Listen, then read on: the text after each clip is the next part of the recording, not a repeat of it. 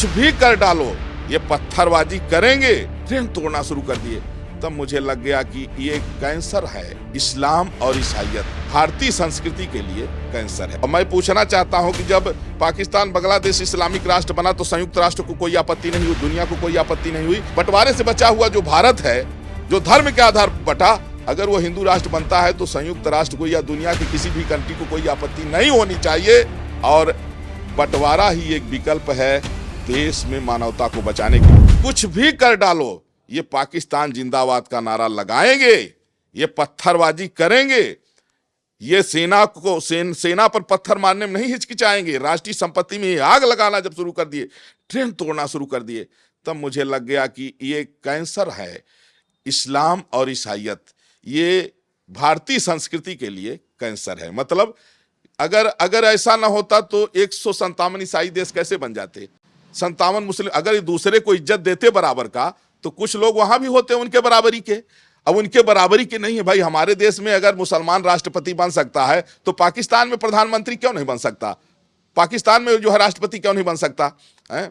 इसलिए ये साफ संदेश है कि अगर सनातन को बचाना है तो हिंदू राष्ट्र बनाना ही होगा। और मैं पूछना चाहता हूं कि जब पाकिस्तान बांग्लादेश इस्लामिक राष्ट्र बना तो संयुक्त राष्ट्र को कोई आपत्ति नहीं हुई, दुनिया को कोई आपत्ति नहीं हुई। तो अगर बंटवारे से बचा हुआ जो भारत है, जो धर्म के आधार पर बटा, अगर वो हिंदू राष्ट्र बनता है तो संयुक्त राष्ट्र को या दुनिया की किसी भी कंट्री को कोई आपत्ति नहीं होनी चाहिए।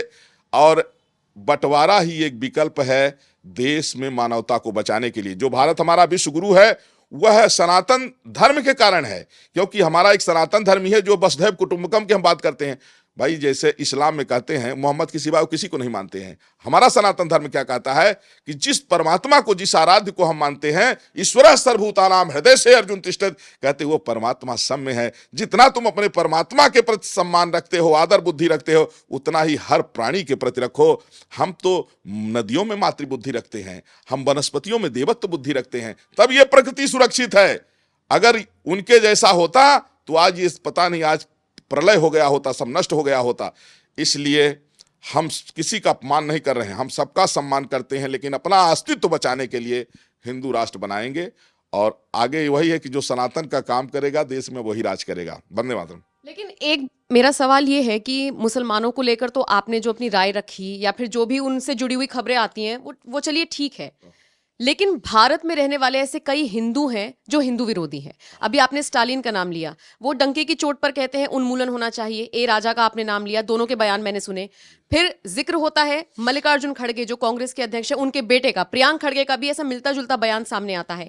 ये भी तो विचारधारा चल रही है। मान लीजिए हिंदू राष्ट्र हो भी जाता है, ऐसे हिंदुओं का हम क्या करेंगे जो हमारे विरोधी हैं, जो सनातन विरोधी? नहीं, ये जो सनातन विरोधी हैं, दरअसल में इनका क्या है, ये सिर्फ तुष्टीकरण के लिए इनका ये है कि हम इस तरह का बयान देंगे हिंदुओं के खिलाफ में तो मुस्लिम समुदाय के लोग बहुत खुश हो जाएंगे, एक तरफा उनको सपोर्ट कर देंगे, और कुछ जो है लोगों को इधर उधर बरगला लेंगे। तो वो सिर्फ सत्ता के लिए ऐसा कर रहे हैं। और जिस दिन ईसाइयों मुसलमानों का वोट खत्म हो जाएगा उस दिन फिर ये भाषा उनकी नहीं होगी। फिर तो इसके बाद इनका जो है, जैसे राहुल गांधी तो पहले तो कांग्रेस, यही कांग्रेस है राम मंदिर बनने में रोड़ा बनती रही। आज सोनिया गांधी जो है रामलीला में जा करके राम लक्ष्मण को तिलक कर रही हैं। राहुल गांधी भी कभी कभी जो है तो कोर्ट के ऊपर भी जनेऊ पहन करके मंदिर चले जाते हैं। तो ये सिर्फ क्या है, ये जो कुछ नेता ऐसे हैं कि वो, उनको धर्म से मतलब नहीं है, उनको वोट कैसे मिलेगा, किस तरह से उनको वोट जो है तो मिलेगा, सत्ता जीत कैसे पाएंगे, उसके लिए वो कुछ भी कर सकते हैं। कितने लोग जो है टोपी लगा के नमाज भी पढ़ लेते हैं। भाई अगर नमाज पढ़ना है तो रोज क्यों नहीं पढ़ते हो? अगर तुम्हारा जो है इस्लाम से वो है, मोहब्बत है, अच्छी है, तो आप इस्लाम कबूल कर लो ना, आपको कोई मना तो कर नहीं रहा है। ये सिर्फ वोट के लिए नाटक ड्रामेबाज लोग हैं। और देश जो है उस स्थिति में पहुंच गया है कि अगर हिंदू राष्ट्र बन गया तो सनातन संस्कृति या भारतीय संस्कृति बच जाएगी। हिंदू राष्ट्र नहीं बना तो ये जो गिरगिट जैसे रंग बदलने वाले लोग हैं ना, ये देश को खा जाएंगे। और 13 बार हमारा देश बट चुका है। मैं बताना चाहता हूं, और थोड़ा पाकिस्तान बांग्लादेश तो लोग देख रहे हैं, लेकिन इसके पहले जो है इराक, ईरान, आज इंडोनेशिया देखिए, वहाँ रामलीला एक साल, प्रत्येक वर्ष रामलीला होती। क्यों? वो कहते हैं कि हमने जो है अपनी पूजा पद्धति बदली है लेकिन हमने पूर्वज नहीं बदला है।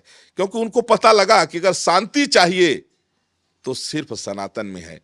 तो धीरे धीरे लोग सनातन को लौट रहे हैं, लेकिन जो केंद्र है भारत अब बचा हुआ जो ये केंद्र है ना, अगर जड़ खत्म हो गई तो फिर तो पत्ते सूख ही जाएंगे। ये जड़ है, इसको बचा लीजिए हिंदू राष्ट्र बना करके। और अगर ये बच गया तो धीरे धीरे मानवता की ओर लोग लौटेंगे। अगर ये खत्म हो गया तो फिर सब खत्म हो जाएगा। मुसलमान खतरा है देश के लिए? मुसलमान देश के लिए कैंसर है, और ऐसा कैंसर है कि जिसका एक ही इलाज है कि इसका वोट का राइट खत्म कर दीजिए। और मैं ये भी बता रहा हूँ, जैसे अभी जम्मू कश्मीर के पूर्व मुख्यमंत्री ने जो बयान दिया था कि बोले, कौन, गुलाम नबी की बात कर रहा हूँ, बोले कि 10, 20, 25 मुसलमान आए थे मुगलों के साथ, बाकी यहाँ जो 25 करोड़ हैं सब कन्वर्टेड हैं, हिंदू से मुसलमान बनाए गए हैं।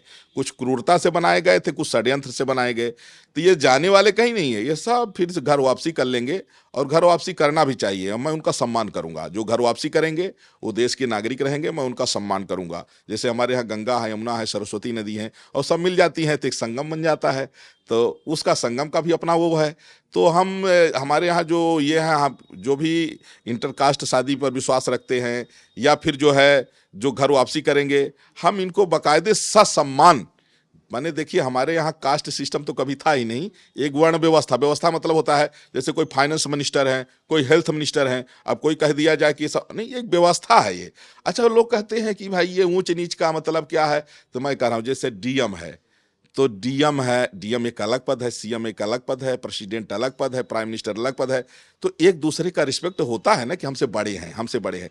उसी तरह से एक व्यवस्था है, सामाजिक व्यवस्था। बाकी ये हमारे ईश्वर जी का है, चातुर्वर्णम मया श्रेष्ठम गुण कर्म विभाग से भगवान श्री कृष्ण कहते हैं कि ये चारों वर्ण जो है ये सृष्टि को संचालित करने के लिए एक व्यवस्था के रूप में बनाया गया, और चारों सगे भाई हैं।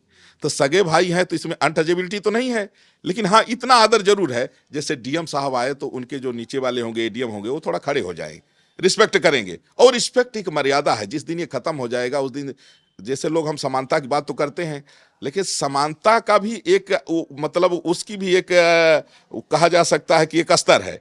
समानता का मतलब ये नहीं है जैसे माँ है, बहन है, बेटी है, पत्नी है तो चारों स्त्री ही, लेकिन चारों में समानता का मतलब ये नहीं, व्यवहार अलग होगा, माँ में अलग होगा, पत्नी में अलग होगा, बेटी अलग होगा, बहन में अलग होगा। तो ये एक व्यवस्था है, और इस व्यवस्था को हम छोड़ नहीं सकते क्योंकि हमारी संस्कृति है। और अगर ये व्यवस्था छोड़ दीजिए तो मनुष्य में और जानवर में कोई अंतर रहेगा? भाई जो व्यवहार पत्नी से होगा माँ बहन बेटी से नहीं हो सकता ना। अब अगर वो हो गया तो फिर मनुष्य में अंतर क्या रहेगा? जानवर हो गया, वो राक्षस हो गया।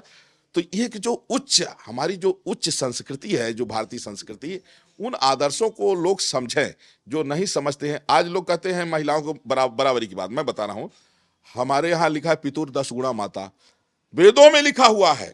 ऋग्वेद कहता है कि पिता से 10 गुना मां बड़ी है, क्योंकि 9 महीने पेट में रखती है, और जो सेवा मां करती है वो दूसरा कोई नहीं, पिता नहीं कर सकता। तो माने दुनिया में सबसे बड़े पिता हैं, और पिता से भी 10 गुना बड़ी मां है। आज लोग बराबरी की बात कर रहे हैं। हमारा वेद जो है उस समय 10 गुना ज्यादा माताओं को सम्मान दिया था, 10 गुना श्रेष्ठ। आज जो है तो लोग बेटी बेटा की समानता की बात कर रहे हैं। हमारे यहाँ लिखा है सहस्र पुत्र समा कन्या, 1000 बेटे से श्रेष्ठ एक बेटी होती है। उसको अच्छा संस्कार और अच्छी शिक्षा दीजिए।